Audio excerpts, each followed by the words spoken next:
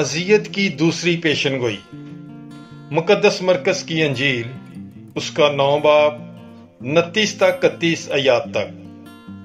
پھر وہ وہاں سے روانہ ہو کر جلیل میں سے گزرے، اور وہ نہ چاہتا تھا کہ کوئی جانے، کیونکہ وہ اپنے شاگردوں کو تعلیم دیتا اور ان سے کہتا تھا کہ ابن انسان آدمیوں کے ہاتھ حوالے کیا جائے گا، اور وہ اسے قتل کریں گے، اور قتل ہونے کے بعد تیسرے دن وہ جی اٹھے گا۔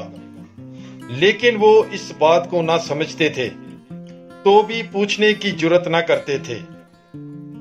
پاک کلام کے پڑھے اور سنے جانے پر خداوند کی برکت ہو، خدا کا شکر ہو۔ God bless you. Bible is life.